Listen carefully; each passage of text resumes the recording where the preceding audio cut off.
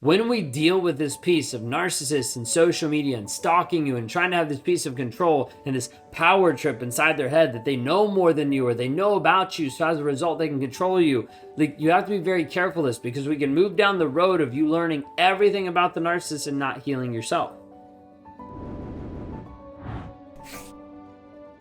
A narcissist a lot of times will stalk you on social media, just trying to see and trying to understand what's going on. And it might sound weird and might seem different, and you might think, why would he actually do that? There's this weird aspect inside of narcissism that oftentimes knowledge equals power. You might have heard that phrase anyways. But the problem with this is knowledge without any application, there's no power in it. Like, it's just sitting there. It's just inert. Nothing's happening, right?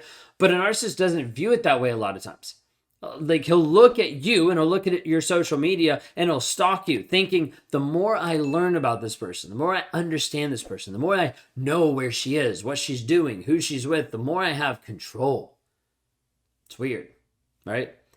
But there's this piece where I would look and be involved in other people's lives thinking, well, if I know what's going on, then I have a level of control. You see, for me, control meant love. I didn't define it that way. It wasn't a piece where I came up and be like, hey, like, I really love you. That means I'm going to control you. Is that okay? No, I didn't start off that way. But it was this underlying piece that once I started to learn and understand that grooming oftentimes was this falling in love piece. That control was this love aspect. Like, I wanted to control every single thing in my life. I wanted to control all the different people in my life. I wanted to be in charge. There's a piece of entitlement that just ran everything. I'm the best, so I should be in charge. I'm the best, so you should, like, listen to me, or you should be happy with me, or you should serve me. There's so many different aspects to it. But this piece of love I viewed as being, I want control over you. Growing up, there was this friend that I had, and she was a great friend in the moment, and we got to a place, high school, college, that we took it to the next level from just being friends. And we kept it hidden from everybody. It wasn't something that we, like, broadcasted or showed to everybody. But inside of this relationship, there was this piece of control where I wanted to know where she was. I wanted to know what she was doing. There's this piece of, like, insecurity inside of me of, like, oh, well, you're going to hang out with these friends. You're going to hang out with that person. Making her feel uncomfortable. Why? Because I need to control the situation. I need to make sure that she didn't leave. I need to make sure that she didn't, like, move to a place or grow or develop past me, because if she did, then she'd leave me. So there's the aspect of trying to keep control of the situation. Narcissists think that they can keep control of the situation. Now, inside that relationship, it continued to progress, continued to go to another place of me wanting to control more and more and more. Being like, where are you? Why aren't you texting me? Why aren't you calling me back? Why can't we get together? Why can't we do this? I want to do this with you. Like, there's all these levels of pieces of control, like, tied into it. And then it finally kind of broke down. Like, she got her driver's license later in life. And when she did, like, I flipped out. Because it was like that last piece where I was like, there she goes. No longer have control. Now she can go wherever she wants. I'm going to lose her. Which practically is what had me lose her. Inside of what's happening, the narcissist is looking at love and care and oftentimes viewing it as control. How does he control you? How does he make sure that you fit the narrative of what he wants in his life? How do you fit the narrative of being under his control so he can get what he wants from you? The narcissist wants to control you all the time. Not just simply control you, but control the image that you see of him and the image that the world sees of him.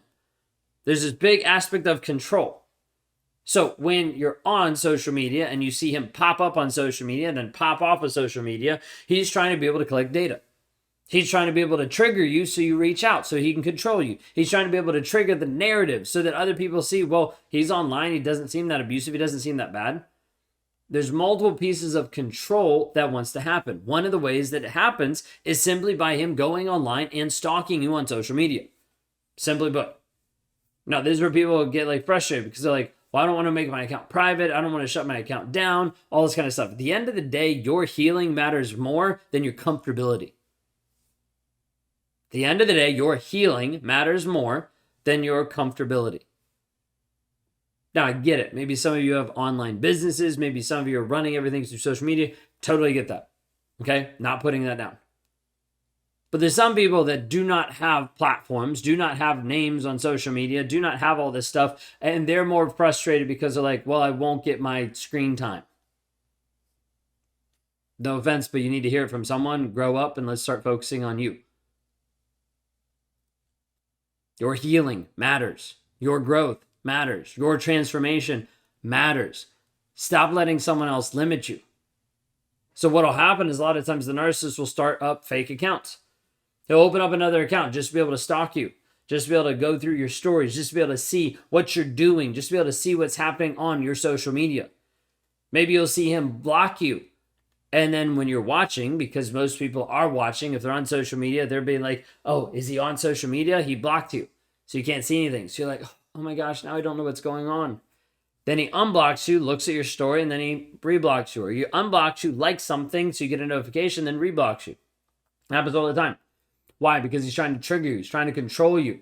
Trying to give you a reaction. Trying to make you reach out. Trying to make you still be in this limbo mode. So he knows he's still better than you. You're going to see this happen over and over and over again. Now, inside this, people get confused and they're like, well, I don't know how to block him. I can't block him. He's already blocked me. There's multiple ways you can do it. Especially if he's going through the block and unblock game. Catching him one time and then blocking him, like that's perfect. But there's also this piece of where if you've already established communication with him inside one of those platforms. Let's say you're on Instagram.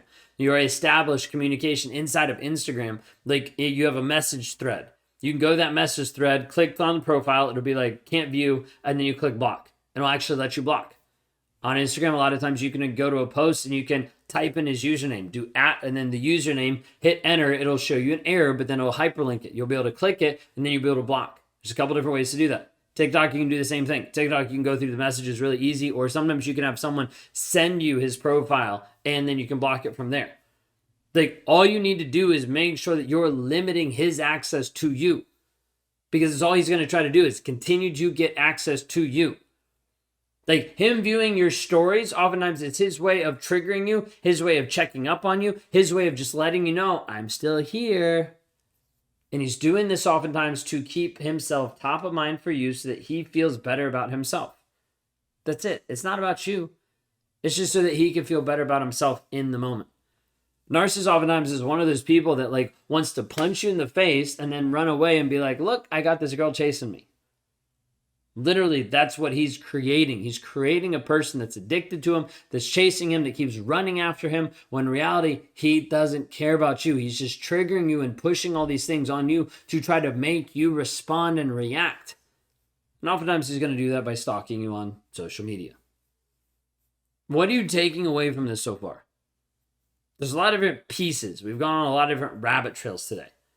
Like, what are you taking away from this so far? What are you hearing me say? So oftentimes what I'll say in coaching clients, I'll communicate a concept and be like, what do you hear me say? Because I want to hear what you're actually taking away. Maybe you have more questions as we dive into this. Maybe you have more questions of like, wait a second, why is he doing this? What's going on? And I get it. And if you have those questions, you have those comments, leave them down below here in the video, because I want to be able to hear from you. What are you actually taking away from this? What are you actually seeing? Because when we deal with this piece of narcissists and social media and stalking you and trying to have this piece of control and this power trip inside their head that they know more than you or they know about you, so as a result they can control you, like, you have to be very careful of this, because we can move down the road of you learning everything about the narcissist and not healing yourself.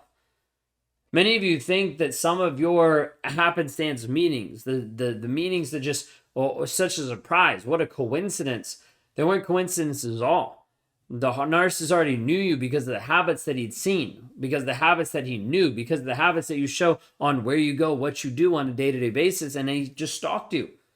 Simple matter. He knows your favorite coffee shop. He knows where you like to go. He knows the route that you go to work, whatever it might be. All those pieces of you running into him like accidentally are not true. Like, the reality of someone running into a narcissist accidentally is very rare. The majority of the times it's already calculated and planned.